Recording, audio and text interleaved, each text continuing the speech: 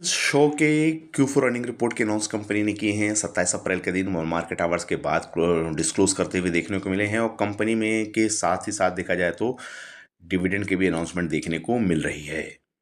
Dividend देखेंगे तो ₹2 पर शेयर के हिसाब से डिविडेंड देखने को मिल रहा है। कंसोलिडेटेड रिपोर्ट की बात करेंगे और ये करोड़्स में ही डिस्कशन करने वाले हैं। रेवेन्यू फ्रॉम ऑपरेशन है तो 5,046 करोड़ की आ रही है।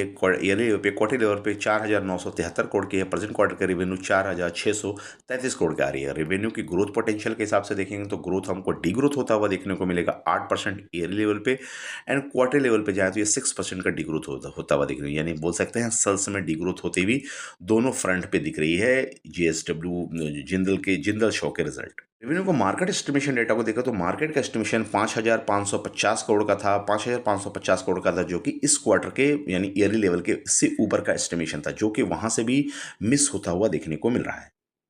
खर्चों की बात करें तो ईयरली लेवल पे खर्चे देखेंगे तो 4,601 करोड़ के आ रहे हैं। क्वार्टरली लेवल पे 4,618 करोड़ के आ रहे हैं। इस बार के खर्चे देखेंगे तो घटे तो हैं लेकिन रेवेन्यू हिसाब से भी नहीं बढ़ा है। 4,482 करोड़ के आ रहे हैं।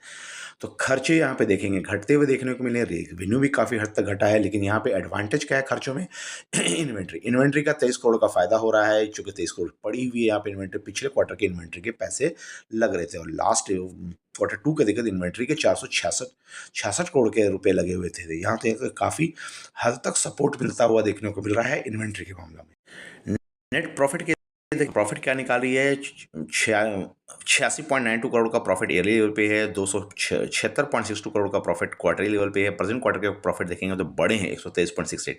ऑपरेटिंग प्रॉफिट पे नुकसान है लेकिन नेट प्रॉफिट में आके बढ़ रही है। तो इसका रीजन को अगर तलाशें भैया नेट प्रॉफिट में तुम कैसे बढ़ रहे हो, डी ग्रोथ कैसे पोटेंशियल आ रही है, यहाँ देखेंगे तो टैक्स डिफरेंस के कारण फायदा होता हुआ देखने को मिल रहा है। ईयरली लेवल पे देखेंगे जहाँ तो 395 करोड़ का टैक्स लगता हुआ देखने को मिला था, यहाँ 46 करोड़ के ही टैक्स आ रही है, जिसके कारण प्रॉफिट को टैक्स का सपोर्ट मिलता हुआ देखने को मिल रहा है। देखते हैं ईपीएस क्या निकाल रही है।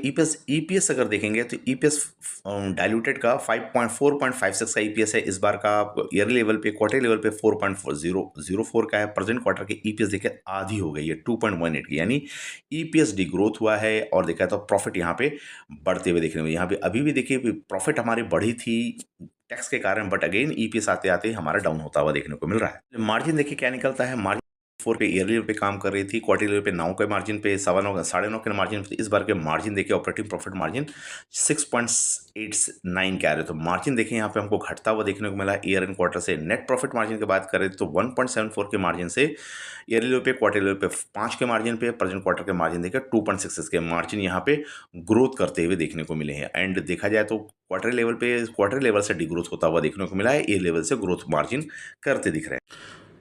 तो ओवरऑल देखा जाए तो जिंदल शो के रिजल्ट मिले जुले देखने को मिल रहे हैं। जहाँ पे सेल्स में देखेंगे D growth, top line growth जहाँ डी ग्रोथ हो रही है वहाँ के कनेक्शन देखने को मिल रहा है। दूसरी जैसे कि बॉटम लाइन में ग्रोथ जो आ रहे हैं वो बेसिकली टैक्स के कारण, डिफरेंस के कारण फायदा होता है, यानी अर्निंग क्वालिटी उतनी बेहतर नहीं दिख रही। हिसाब से मार्केट का रिएक्शन देखने को मिल सकता है। थैंक यू फ्रेंड, आपका एनालिसिस कैसा लगा? अच्छा लगा तो चैनल को लाइक करें, सब्सक्राइब करें एंड शेयर करें।